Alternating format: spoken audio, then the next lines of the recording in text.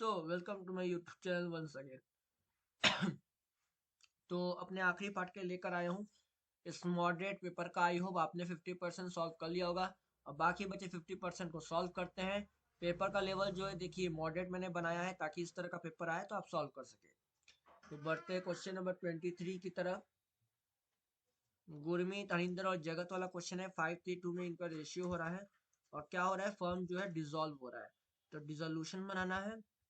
Balance sheet दिया हुआ है, notes payable, syndicators, advance from Harinder, current account, capital account तीनों का दिया है। इधर land and building, cash, marketable securities, syndicators, less provision, stock, equipment और करंट अकाउंट दिया है जगत का। देखिए यहाँ पर सबसे पहले देखिए एडवांस फ्रॉम हरिंदर नहीं जाएगा, ठीक है। एडवांस फ्रॉम हरिंदर आपका रियलाइजेशन अकाउंट में नहीं जाता है। एडवांस फ्रॉम हरिंदर का मतलब है लोन, लोन फ्रॉम हरिंदर। क्या बनाना है, प्रिपेयर रियलाइजेशन अकाउंट। बस रियलाइजेशन अकाउंट बनाना है और 6 नंबर का है। देखिए कितना आसान पूछा है। तो एडवांस फ्रॉम हरिंदर जो है नहीं जाएगा। करेंट अकाउंट भी नहीं जाएगा, ये आपका कैपिटल में ट्रांसफर हो जाता था, ठीक है। करेंट अकाउंट भी नहीं जाएगा। उसका land and building, cash, marketable securities, sundry debtor, less provision, स्टॉकमेंट, यहाँ पर भी करेंट अकाउंट दिया है, ये भी जो है रियलाइजेशन अकाउंट में नहीं जाएगा। इसके अलावा एसेट्स दिया हुआ है, land and building, marketable securities, सन्डी debtors, stock और इक्विपमेंट। तो कॉन्सेप्ट पता है। सबसे पहले एसेट्स को ट्रांसफर करते हैं डेबिट साइड, फिर लाइबिलिटी को ट्रांसफर करते हैं क्रेडिट साइड, फिर एसेट रियलाइज करते हैं, रिसीव करते हैं बाई बैंक अकाउंट करके, और फिर लाइबिलिटीज का पेमेंट करते हैं टू बैंक अकाउंट करके। देखिए दो चीज याद रखिएगा, अगर कुछ एसेट्स आपके इसमें जैसे मान लीजिए कुछ दिया नहीं है, जैसे मान लीजिए स्टॉक का यहाँ पर इंफॉर्मेशन दिया, ये इंफॉर्मेशन दे नहीं दिया रहता है। तो अगर इंफॉर्मेशन एसेट्स के बारे में नहीं दिया हुआ है कि वो कितने में जो है सेल हो रहा है, तो आप अपने आप जो है उसको उसकी एंट्री जो है बैंक अकाउंट में नहीं करेंगे। क्यों? क्योंकि कॉन्सेप्ट ये है कि अगर एसेट्स के रियलाइजेशन वैल्यू नहीं दिया है तो हमें ये एज्यूम करना पड़ता है कि उसकी वैल्यू जो है जीरो है, क्योंकि एसेट बेचेंगे तो कुछ ना कुछ तो वैल्यू रही होगी। तो हमें अगर वैल्यू नहीं पता है तो अपने मन से तो नोट नहीं कर सकते। दूसरी चीज ये है कि लायबिलिटी जितनी भी होंगी आपकी, ठीक है, जैसे notes payable, syndicators, current liabilities वगैरह जितनी होंगी, उन सब का आपको पेमेंट ऑटोमेटिकली करना है, चाहे दी हो एडिशनल इंफॉर्मेशन में या नहीं दी हो। यहाँ पर देखिए लायबिलिटीज के बारे में कोई इंफॉर्मेशन नहीं दिया है। इसका मतलब क्या है कि हमें नोट्स पेबल और सिंडिकेटर्स, इन दोनों का जो ट्रीटमेंट है वो अपने आप करना पड़ेगा। तो सोल्यूशन देखते हैं। अब देखिए रियलाइजेशन अकाउंट है, ठीक है। सबसे पहले बात करेंगे डेबिट साइड में, एसेट्स को ट्रांसफर किया है मैंने, land and building, marketable securities, सन्डी debtors without provision, ठीक है, बिना प्रोविजन घटाए वाला 50,000 था। Stock, equipment. उसके बाद मैंने क्रेडिटर्स का पेमेंट भी कर दिया है टू बैंक अकाउंट करके, नोट्स पेबल और सिंडिकेटर्स का। अब यहाँ पर अगर आप देखेंगे तो आपको दिखेगा कि मैंने जो है प्रोविजन फॉर डीडी सबसे पहले जो है ट्रांसफर किया है, ठीक है। प्रोविजन फॉर डीडी मैंने ट्रांसफर किया है। उसके बाद नोट्स पेबल अकाउंट को ट्रांसफर किया है। फिर मैंने एसेट्स को बेचा है, जो जो दिया था, लैंड एंड बिल्डिंग दिया था, मार्केटेबल सिक्योरिटीज दिया था। इसको मैं थोड़ा सही कर देता हूँ। लैंड एंड बिल्डिंग दिया था, ठीक है, marketable securities, sundry debtors, stock, equipment, loss. और फिर उसके बाद जो है मैंने डेबिट का टोटल, क्रेडिट का टोटल किया है, दोनों का डिफरेंस निकाला है। तो डेबिट ज्यादा आ रहा था, क्रेडिट कम आ रहा था, तो लॉस लिखा। और गुरमीत, हरिंदर और जगत में ओल्ड रेशियो मैंने बांट दिया, 18,780, 11,268 और 7,512, और टोटल लिख दिया, ठीक है। तो इस क्वेश्चन में कुछ नहीं था, ठीक है, तो आसान क्वेश्चन था। बढ़ते हैं अगले क्वेश्चन की ओर। Question number 24. Vani Limited invited application for issuing 1 lakh equity share of rupees 10 each at a premium of 10%. The amounts were payable as under. Application and allotment, या परसेंटेज गलती से लिखा गया है, रुपीज होगा यहाँ पर, ₹4 पर शेयर इंक्लूडिंग प्रीमियम ₹1, यानी 3+1। फर्स्ट कॉल ₹4 पर share, on second and final call 3 पर शेयर। तो यहाँ देखो 3 4 7 और 4 11, ₹10 का था और ₹1 जो है प्रीमियम है वहां दिया हुआ था। 10 और 1 कितना हुए, 11 हुए। Application for 1,50,000 shares will receive. 1 lakh के शेयर में 1.5 लाख शेयर जो है रिसीव हो रहा है। And pro rata allotment was made to all the applicants, सारे एप्लीकेंट्स को प्रो राटा अलॉटमेंट कर दिया जाता है। Excess application money was adjusted towards some due on calls. इस बार allotment में नहीं, इस बार जो है calls पे जो है पैसा adjust किया गया है. Parth, a shareholder who had applied for 600 shares, did not pay the first call. Parth 600 share apply किया था, फर्स्ट कॉल नहीं दिया है. His shares were forfeited. उसके शेयर्स forfeit कर लिए गए. Second and final call was not yet made. Second and final call अभी तक हुआ ही नहीं है. Half of the forfeited shares were reissued at ₹8 per share fully paid up. आधे जो मतलब forfeit कितना हुआ था आपका, 600 शेयर forfeit हुआ होगा. आधा मतलब 300 शेयर को इशू किया गया है 8 के हिसाब से, फुल्ली पेड अप के हिसाब से. मैंने बताया था आपको फुल्ली पेड अप लिखा रहेगा तो पूरा जो है अमाउंट लेंगे, यानी 10 रुपए का सामान 8 रुपए में बेच रहा है. मतलब यही हुआ कि 10 रुपए का शेयर 8 रुपए में बेच रहा है, 2 रुपए का घाटा है. Journalise above transaction in the books of Vani limited by opening calls in arrear and calls in advance account wherever necessary. तो सबसे पहले एंट्री करेंगे bank account debit to equity share application and allotment account. क्योंकि application और allotment जो है साथ में था, ठीक है. 6 लाख हो जाएगा यहाँ पर, मल्टीप्लाई कीजिएगा. कितना शेयर रिसीव हुआ था, 1.5 लाख रिसीव हुआ था, 1.5 लाख गुने 4. Then equity share application allotment account debit, जो क्रेडिट था उसे डेबिट करेंगे 6 lakh to equity share capital account. मेरा एक्चुअल कितना था, 1 लाख था, और 3 रुपए के हिसाब से था. 1 लाख गुने 3, 3 लाख. सिक्योरिटी प्रीमियम 1 रुपया था, 1 लाख गुने 1 lakh to equity share first call account. Equity share first call account, उनसे कहा था कि एक्स्ट्रा पैसा जो भी होगा वो कॉल्स में एडजस्ट करेंगे. कितना बचा, 3 1 4, 6 में से 4 गया, 2 lakh.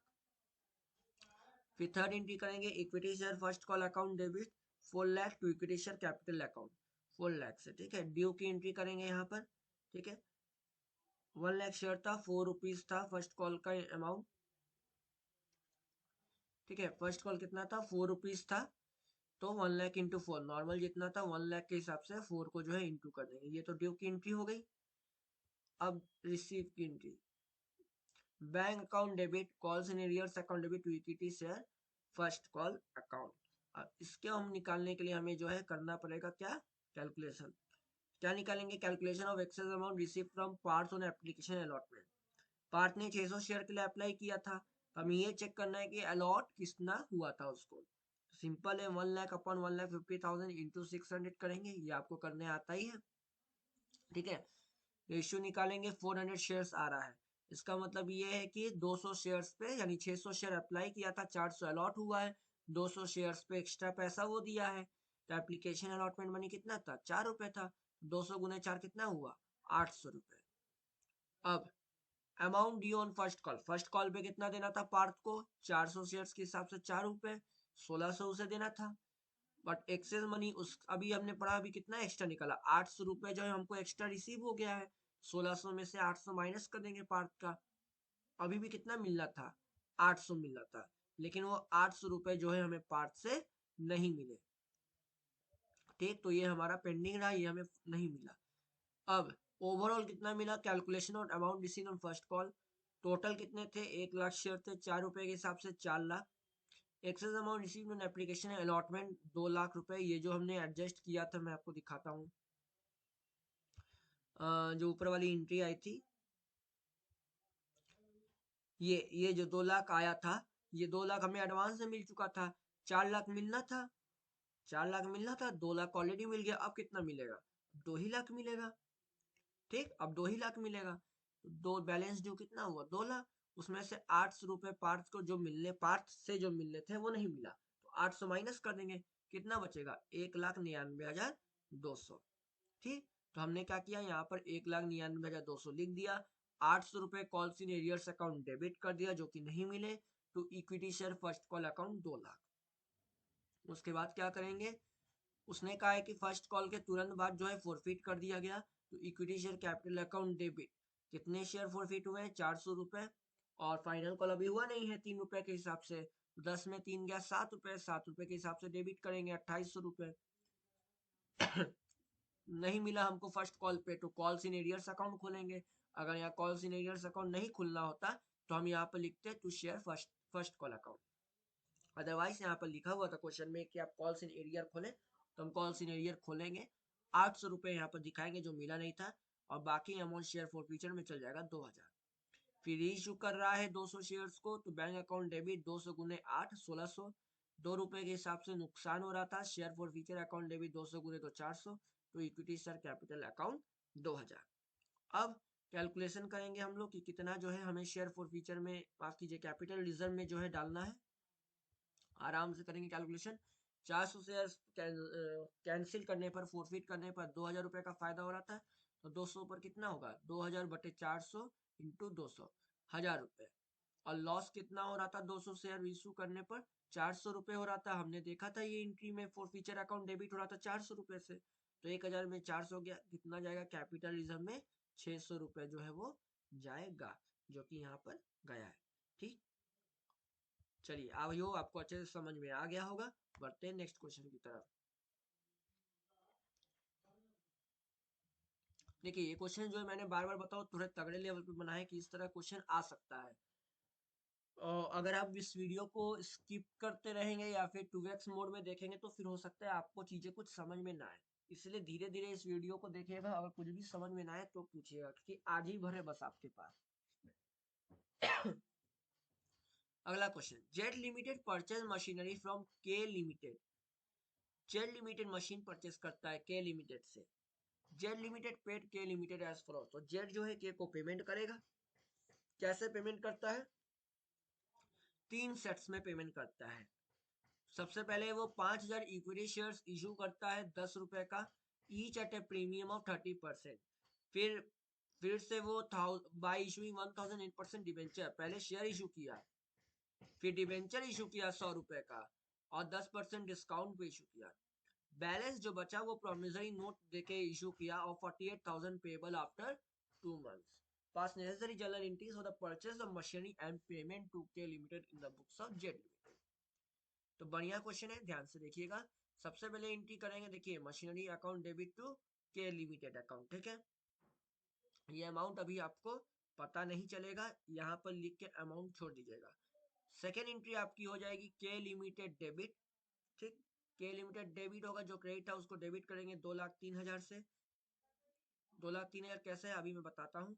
Discount on issue of debentures account, debentures जो उसने इशू किए थे वो आपके किस पे किए थे, डिस्काउंट पे किए थे, 10% डिस्काउंट पे। तो 1000 डिबेंचर, 100 रुपए का 10%, 10 रुपए। एक डिबेंचर पे 10 रुपए का घाटा पड़ रहा है, तो यहाँ पर 1000 डिबेंचर इशू हुआ है, तो 1000 डिबेंचर पर कितना घाटा हो जाएगा, 10,000 घाटा हो जाएगा। ठीक, 10,000 लिखा हुआ है। अब के लिमिटेड का अमाउंट देखिए, 5,000 इक्विटी शेयर थे, 10 रुपए का था, 30% के प्रीमियम पे बेच रहा है। तो 10 का 30% कितना हुआ, 3 रुपए, यानी 3 रुपए अधिक में बेच रहा है। 10 का शेयर 13 में बेच रहा है, तो 13, एक शेयर का दाम 13 रुपए है, तो 5,000 का दाम कितना हो जाएगा, 5,000 गुने 13 कितना आ जाएगा, 65,000। यहाँ देखिए हमने 65,000 लिखा हुआ है। ठीक, ये हो गया। उसके बाद देखिए डिवेंचर था, डिवेंचर 100 का 10% निकालोगे कितना होगा, 10 रुपए। 10 रुपए घाटे पे है, तो 100 में 10 माइनस करें तो कितना होगा, 90। एक डिवेंचर पे 90 रुपया है, तो 1000 डिवेंचर कितने हो जाएंगे, 1000 गुने 90। ठीक, ये आपका हो जाएगा 90,000।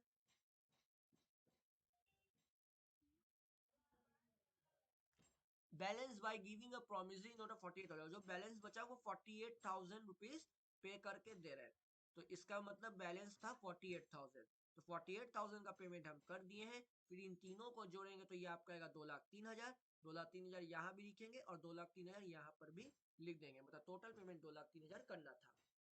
फिर तो आसान है। तो इक्विटी शेयर कैपिटल अकाउंट बिना प्रीमियम का लिखेंगे, कितना था, 5,000 शेयर था, एक शेयर 10 रुपए का था, 50,000। शेयर पे प्रीमियम था, तो सिक्योरिटीज प्रीमियम अकाउंट या सिक्योरिटीज प्रीमियम रिजर्व अकाउंट भी लिख सकते हो। 3 रुपए के हिसाब से प्रीमियम था, 5,000 गुने 3 15,000। To 8% debentures account, face value ही लिखेंगे, 10 रुपए का एक डिवेंचर, सॉरी 100 रुपए का एक डिवेंचर था, 1,000 गुने 100 1,00,000। और बाकी जो है नोट्स के थ्रू पे किया गया है, ठीक है, प्रोमिसरी नोट के थ्रू। तो प्रोमिसरी नोट से जब पे किया जाता है तो बीपी अकाउंट खुलता है, बिल्स पेबल, यही अगर रिसीव करते तो बीआर अकाउंट होता। तो टू बिल्स पेबल अकाउंट 48,000। ध्यान रखिएगा मैंने यहाँ पर नरेशन नहीं लिखा हुआ है, तो नरेशन अगर आपको लिखना है तो पहले में आप लिख सकते हो being machinery purchase from K limited, और दूसरे में लिख सकते हो being payment made by equity shares bye issuing इतना इक्विटी शेयर्स बाय इशूइंग इतना debentures and bye issuing A promissory note. ठीक, बहुत ही तगड़ा क्वेश्चन था, लेकिन आसान क्वेश्चन था। ध्यान से इस क्वेश्चन को देखिएगा, इस तरह क्वेश्चन आ सकता है। कोई भी डाउट पूछना हो तो कमेंट। तो बढ़ते अगले क्वेश्चन की ओर। जनरल पास करना है, issue 2012% debenture rupees 100 each at a premium of 5%, redeemable at a premium of 10%। यानी 5% यहाँ से फायदा हो रहा था, लेकिन 10% वहां से लौट आता है, समय घाटा हो रहा है। जिसकी एंट्री सिंपल है, bank account debit to debenture application allotment account, 12,10,000 हो जाएगा। ठीक, 100 का 5%, 5 रुपया, 105 रुपये यहाँ पर 2,000 गुने 105। उसके बाद जो क्रेडिट था उसको डेबिट करेंगे, 2,10,000। रिडेम्पशन हो रहा है प्रीमियम पे, तो कितना है, 5% है, सॉरी 10% है, 100 का 10%, 10 रुपए। और एक पे अगर 10 का घाटा हो रहा है तो 2,000 पे कितने का घाटा होगा, 20,000 का घाटा होगा। तो loss on issue debenture account debit 20,000। तो 12% डिवेंचर अकाउंट फेस वैल्यू लेंगे, 2,000 गुने 100। सिक्योरिटी प्रीमियम रिजर्व अकाउंट 2,000 गुने 5। ठीक है, और टू प्रीमियम ऑन रिडेम्पशन और डिवेंचर अकाउंट, यही जो 20,000 का नुकसान इसी वजह से हुआ है, 2,000 गुने 10, 20,000। ठीक, तो और बी पार्ट क्या है, issue 2012% debenture rupees 100 each at a discount of 2% and redeemable at a premium of 5%। इसको कहते हैं एक तो करेला ऊपर से नीचा, मतलब जब इशू कर रहे हैं तब भी घाटा पड़ रहा है, और जब रिडीम कर रहे हैं तो 5 रुपया एक्स्ट्रा दे रहे हैं, यानी यहाँ भी घाटा पड़ रहा है। तो दो दो जगह घाटा पड़ रहा है। तो क्या एंट्री होगा, bank account debit to debenture application and allotment account. ठीक है, कितना हो जाएगा, 2% डिस्काउंट, यानी 100 का 2%, 2 रुपया। 100 में 2 गया 98, 98 into 2,000, 1,96,000। Debenture application and allotment account debit, credit था उसको डेबिट करेंगे 1,96,000 को। Loss on issue of debenture account debit करेंगे, क्योंकि लॉस हमारा जो हुआ है दो तरफ से हो रहा है, 5% इधर, 2% इधर, तो 5 और 2 7। 2,000 गुने 7 कितना हुआ, 14,000। 14,000 यहाँ लिख दिए। तो 12% debenture account face value 2 lakh, तो प्रीमियम और रिडेम्पशन ऑफ डिवेंचर अकाउंट हो जाएगा 10,000। ये 10,000 कैसे आएगा, 5%, 100 का 5%, 5 रुपया, 2,000 गुने 5, 10,000। ठीक, चलो पढ़ते हैं नेक्स्ट क्वेश्चन। क्वेश्चन नंबर 6 है, पार्टनरशिप का क्वेश्चन है। दे एडमिटेड सी न्यू प्रोफेशन रेशियो दिया हुआ है 3/6, 2/6, 1/6, मतलब 3:1 जो है इसका रेशियो हो जाएगा। C brings in proportionate capital after the following है, प्रोपोर्शनेट कैपिटल का क्वेश्चन है। C brings in 10,000 in cash as share of goodwill, provision for DD reduce होगा 2,000 से, बाई दिया है, रिड्यूस होगा मतलब 2,000 से रिड्यूस होगा। एक ओल्ड टाइपराइटर था 2600 का, does not appear in the books of the firm, it is now to be recorded. इसको जो है रिकॉर्ड करना है। Patents are valueless, 2% discount to be receive from creditors, prepare revolution account, capital account and balance. ठीक है, सबसे पहले revolution account बनाएंगे, by provision for DD account 2,000, by old typewriter account 2600, by sundry creditors 400। ठीक है, और पेटेंट्स वैल्यूलेस था, मतलब पेटेंट्स की कोई वैल्यू नहीं थी, तो एसेट है, नुकसान हो गया, तो पेटेंट्स अकाउंट 2,000 लिख देंगे। क्रेडिट साइड टोटल करेंगे, डेबिट साइड टोटल करेंगे, प्रॉफिट आएगा, ओल्ड रेशियो में इसको बांट देंगे 3,000 को, जो डिफरेंस आ रहा है 2:1 में बांटेंगे, 2,000 और 1,000। सैक्रिफाइसिंग रेशियो निकाल लेंगे, ए का 1/6 आएगा, लेकिन बी का 0 आ रहा है, इसका मतलब क्या है कि ए जो है अकेले पूरा सैक्रिफाइस किया। तो यहाँ पे पार्टनर्स कैपिटल अकाउंट बनाएंगे, by balance BD, by reserve fund, by revolution account. Premium for goodwill A sacrifice थे, तो ए में 10,000 लिखेंगे, और कैश अकाउंट वाला भी छोड़ देंगे। इसका बैलेंस सीडी करेंगे, ए का 60,000 और बी का आएगा 35,000। तो ए और बी का कंबाइंड शेयर कितना हुआ, 60 और 35, 95,000। और 1/6 कौन ले रहा था, सी ले रहा था, रिमेनिंग शेयर कितना बचा, 5/6, यानी 5/6 शेयर के लिए कंबाइंड कैपिटल अगर 95,000 है, तो हम रेसिप्रोकल निकाल लें अगर, तो टोटल कैपिटल निकल जाएगा, कितना आएगा, 1,14,000। तो सी का हिस्सा कितना है, 1/6, 1,14,000 का 1/6 कितना होगा, 19,000। तो बाई कैश अकाउंट हम यहाँ पे ले देंगे 19,000, और बैलेंस सीडी में कर देंगे 19,000। उसके बाद बैलेंस शीट बनाना है, तो आप देख सकते हो बैलेंस शीट किस तरह से बना हुआ है। ठीक है, प्लस माइनस हुआ है उसको लेंगे और कैश अकाउंट खुलेगा। क्या करिएगा, कैश अकाउंट में जो है जो आपका बैलेंस है कि 19,000 आया था उसके साथ साथ प्रीमियम फॉर गुडविल का भी बैलेंस ऐड होगा, क्योंकि वो भी जो है हमारा कैश में आया था। अगर कैश में नहीं आता तो हम उसे ऐड नहीं करते। ठीक, उस केस में हम करेंट अकाउंट ओपन करते हैं, ये हम सभी को पता है। ठीक है, वैसे एग्जाम में ये क्वेश्चन आ सकता है, बहुत ज्यादा टाइम टेकिंग नहीं है, इस तरह के क्वेश्चन आपको हार्डली 15 से 20 मिनट के अंदर हो जाने चाहिए। पर सॉल्व करेंगे तो ध्यान रखिएगा आपको शुरू में ही स्पीड बढ़ाना पड़ेगा। एमसीक्यूज आप लास्ट में कीजिए, ठीक है, लास्ट में एमसीक्यूज वगैरह कीजिए, और शुरू में जो है जितने भी आपके लॉन्ग क्वेश्चन है 6 नंबर वाले 4 नंबर वाले इनको अच्छे से जो है कर लीजिए। ठीक, चलिए बढ़ते हैं नेक्स्ट क्वेश्चन की ओर। क्वेश्चन नंबर 27 पूछ रहा है, which of the following transactions are shown under financial activities while preparing cash flow statement. तो issue of equity shares financing में दिखाते हैं, कैश रिसीव फ्रॉम डेटर्स नहीं दिखाते हैं, रिडेम्पशन ऑफ डिवेंचर्स दिखाते हैं, कैश पेड अगेंस्ट रिसीवेबल्स नहीं दिखाते। ये दोनों ऑपरेटिंग एक्टिविटी में दिखाया जाता है। ठीक है, तो ए और सी होगा यहाँ पर। ठीक है, ए और सी होगा, तो option number third is the right answer. Next, dividend paid by a financial company will come under which kind of activity. Financial company के डिविडेंड क्या होगा, फाइनेंसिंग एक्टिविटी होगा। ठीक है, option C is the right answer. और interest received on investment will come under which type of activity from the following while preparing cash flow statement on non-financial enterprise, तो definitely it is investing activity। कोई भी चीज receive होगी तो investing, कोई भी चीज पे होगी तो financing. which of the following equation is correct? so option D is correct। ठीक है, cost of revenue from operation is equal to revenue from operations minus gross profit, इसका फॉर्मूला होता है। which of the following is a tool of analysis of financial statement? CFS होता है, statement of PL नहीं होता है, notes to accounts नहीं होता है, बैलेंस शीट नहीं होता है। ओनली एक फर्स्ट ऑप्शन इसका सही आंसर है। ये मैंने बताया था आपको कि cash flow statement, ratio analysis, comparative statement, common size statement, ये सारे जो है टूल्स हैं हमारे फाइनेंशियल स्टेटमेंट के। क्वेश्चन नंबर 30 आपका न्यूमेरिकल है, पूछ रहा है कि प्रोप्राइटर फंड कितना है। ठीक है, सीए दिया हुआ है, एनसीए दिया हुआ है, लॉन्ग टर्म बोरोइंग दिया हुआ है, और प्रोप्राइटरी रेशियो जो है दिया हुआ है। तो हमें पता है proprietary ratio is equal to proprietor funds या shareholders fund upon total asset, यही होता है।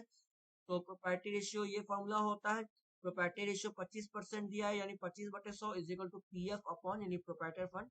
टोटल एसेट में दो चीज दिया है, करेंट प्लस नॉन करेंट, तो 1/4 कटेगा, पीएफ इज इक्वल टू दोनों को जोड़ देंगे, 2 लाख 20 लाख और 4 लाख 40 लाख 60 लाख, क्रॉस मल्टीप्लिकेशन करेंगे 60 लाख ऊपर जाएगा, 60 लाख/4 15 लाख।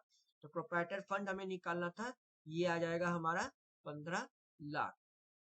ऑप्शन डी जो है इसका सही आंसर है। क्वेश्चन नंबर 13 में हेड सब हेड पूछा अनक्लेम डिविडेंड, माइनिंग राइट और लूज टूल्स का। तो ये देखिए पूछ सकता है, अनक्लेम डिविडेंड का हेड है हमारा करंट लायबिलिटीज, और सब हेड क्या होगा, other current liability. Mining rights का होगा नॉन करंट एसेट यानी फिक्स एसेट, और सब हेड होता है फिक्स एसेट में इंटेंजिबल एसेट्स, ये क्लास 11 में हमने पढ़ा हुआ है माइनिंग वाला। लूज टूल्स हमारा क्या है, हेड्स में आता है करंट एसेट्स, और सब हेड होता है इसका इन्वेंट्रीज। ठीक, इसको याद कर लीजिएगा, ये इंपॉर्टेंट है। अब बढ़ते हैं क्वेश्चन नंबर 32 की ओर। The following information statement the profit and loss of Raj Limited ये ने prepare a common size statement, common size statement बनाना है, ये इंफॉर्मेशन दिया हुआ है और में कंपेरेटिव दिया हुआ है। ठीक है, तो आसान है, दोनों को देख लेते हैं साथ में। कॉमन साइज जब आप बनाएंगे तो आपको पता है कॉमन साइज जो है वर्टिकल एनालिसिस होता है और कंपेरेटिव हॉरिजॉन्टल होता है। तो कैसे बनाओगे, देखो शेयर कैपिटल लायबिलिटी पूरा लिख लोगे इस तरह से कैटेगरी करके, उसके बाद 6,40,000 को डिवाइड करेंगे किससे, 6,86,000 से गुने 100। टोटल जो रहता है कॉमन में क्या होता है, टोटल जो आता है लायबिलिटी का उसको बेस बनाकर परसेंटेज लेते हैं।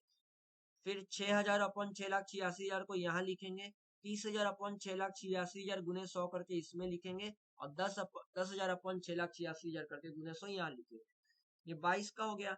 उसी तरह 23 का करेंगे, 23 के टोटल के हिसाब से 8 लाख बटे 9 लाख 8,000, फिर 8,000 अपॉन 9 लाख 8,000 कितना होगा, फिर 40,000 अपॉन 9 लाख 8,000, फिर 60,000 अपॉन 9 लाख 8,000। ठीक है, इस तरह से हम लोग कैलकुलेट करेंगे। और यहाँ पर टोटल कॉलम में डायरेक्ट जो है 100 लिख देंगे। इसका टोटल और इसका टोटल दोनों का 100 आपका आना चाहिए। ठीक, ये फिक्स एसेट का है। रिमेनिंग पोर्शन आप चाहे तो स्क्रीनशॉट ले सकते हैं और अपने खुद से करके आंसर मिला सकते हैं। कॉमन साइज में जो है टोटल को बेस बनाया जाता है। और कंपैरेटिव में क्या होता है, कंपैरेटिव में आपको पता है कि वर्टी हॉरिजॉन्टल एनालिसिस होता है। ठीक है, रेवेन्यू फ्रॉम ऑपरेशंस मैंने लिख लिया, डिफरेंस निकाला। जहां नेगेटिव आएगा, अगर देखिए 50 में 40 गया मतलब 10 लाख, 10 लाख हमारा क्या आ रहा है, नेगेटिव आ रहा है। घटेगा तो नेगेटिव, पॉजिटिव आएगा तो पॉजिटिव। नेगेटिव अगर आता है तो नेगेटिव परसेंटेज भी लिखेंगे। डिफरेंस कैसे निकालते हैं, इन दोनों का बी माइनस ए करते हैं। ठीक है, बी माइनस ए करना है, याद रखिएगा। 40 लाख माइनस 50 लाख, तो 10 लाख नेगेटिव आ गया।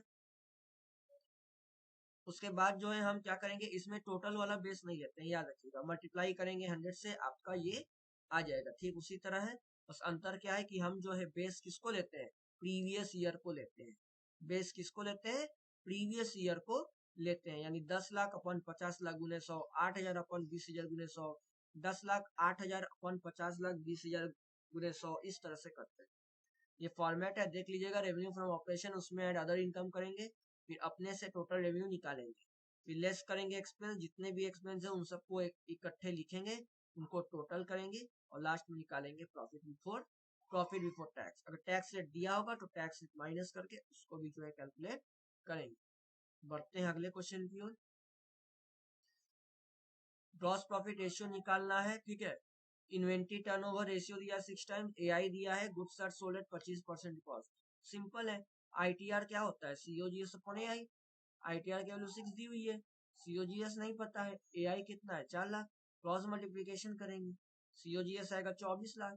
रेवेन्यू फ्रॉम ऑपरेशन कितना हो जाएगा, 25% है तो 125% निकालेंगे, 30 लाख आएगा। कॉस्ट है 24 लाख, एसपी है 30 लाख, प्रॉफिट कितना हो रहा है 6 लाख।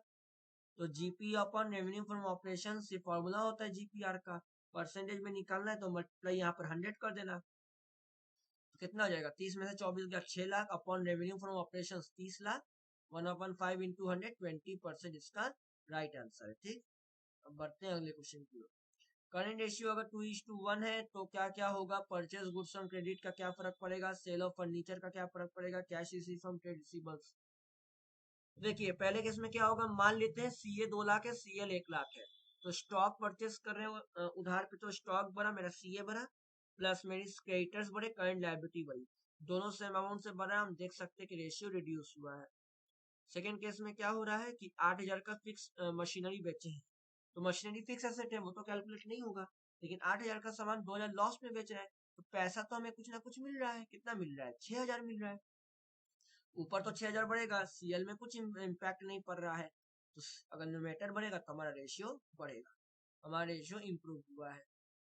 उसी तरह थर्ड देखिए, थर्ड क्या था, cash receive from trade receivers, तो कैश बढ़ेगा और ट्रेड रिसीवल घटेगा, दोनों जो है न्यूमेरेटर में होगा। न्यूमेरेटर में किस लिए होगा, क्योंकि दोनों जो है हमारा सी है, रेशियो में कोई चेंज नहीं आएगा। उसके बाद था इशू ऑफ इक्विटी शेयर्स, उसके बाद था इशू ऑफ इक्विटी शेयर, तो हमारे पास कैश आ रहा है, हमारे पास कैश आ रहा है, लेकिन सीएल नहीं बढ़ रहा है। क्यों, क्योंकि इक्विटी शेयर हमारा फिक्स लायबिलिटी है, करंट लायबिलिटी नहीं है। तो ऊपर बढ़ गया हमारा, हम देख सकते हैं रेशियो बढ़ा है, 2:1 से 8:1 हुआ, यानी हमारा रेशियो जो है वो बढ़ा है। ठीक, आखिरी क्वेश्चन है, देखिए कैश फ्लो स्टेटमेंट का। आप कैश फ्लो स्टेटमेंट आराम से देख लीजिए, बहुत आसानी से। ये इतना बड़ा जो है इंफॉर्मेशन दिया, ठीक है, इतना पढ़ने की आपको जरूरत नहीं है, इससे आपका कोई मतलब नहीं है। ठीक है, ये आपका टाइम वेस्ट करने के लिए, बस यहाँ से पढ़िए। फ्रॉम द फॉलोइंग क्या बनाना है, cash flow from operating activity खाली बनाना है। इंफॉर्मेशन दिया हुआ है, आप देख सकते हो। उसके बाद नोट्स टू अकाउंट्स भी दिया हुआ है, और दो एंट्री दी हुई है, 10% डिवेंचर और टैक्स दिया है 80,000 पे। ठीक, और यहाँ पर प्रोविजन फॉर टैक्स भी दिया हुआ है 2,10,000 और 2,04,000। आप ईयर देख लीजिएगा, 22 का दिया है और 23 का दिया है। ठीक, तो कैसे करेंगे, सबसे पहले प्रोविजन फॉर टैक्सेशन अकाउंट बना लेंगे। ठीक है, लायबिलिटी है बाय बैलेंस बीटी 2,10,000 तो बैलेंस शीट 2,04,000। टैक्स पेड हुआ है, टैक्स पेड हुआ है तो बैंक अकाउंट कितना हो जाएगा 80,000, और बैलेंसिंग फिगर हमारा हो जाएगा by statement of PL account balancing figure, इधर प्लस करोगे 2,84,000 माइनस 2,10,000 74,000। सर अगर मेड दिया रहता तो, अगर प्रोविजन फॉर टैक्स मेड दिया रहता तो स्टेटमेंट ऑफ पीएल लिखते हैं, अगर पेड दिया है तो बैंक अकाउंट लिखेंगे। तो ये हमारा बैलेंसिंग फिगर आएगा। मेड या पेड में ही जो है आपका कुछ ना कुछ एक दिया रहेगा और इन दोनों में से एक रहेगा। तो अब हम क्या करेंगे, net profit before extraordinary item कितना हो जाएगा। अगर आप ध्यान से देखोगे बाबू तो 3,60,000, तो देखिए रिजर्व एंड सरप्लस कितना है 3,60,000 और 75, लेकिन नोट नंबर 1 दिया है, तो नोट नंबर 1 में देखो, नोट नंबर 1 क्या है 3,60,000 से 75 हो रहा है, कैसे पता 22 से 23 देखना है। 3,60,000 में 75 गया कितना होगा 2,85,000 होगा। ठीक, 2,85,000 में हमने टैक्स टैक्स वाला कहाँ गया, प्रोविजन मेड ऐड करते हैं। ये देखिए 2,50,000 नेगेटिव है, provision for tax made add करेंगे, मेड हमेशा ऐड करेंगे, कितना आएगा 2,11,000 नेगेटिव बैलेंस अभी भी आ रहा है। तो क्या लिखेंगे, net profit before tax and extraordinary item 2,11,000 negative में आ रहा है, मतलब लॉस।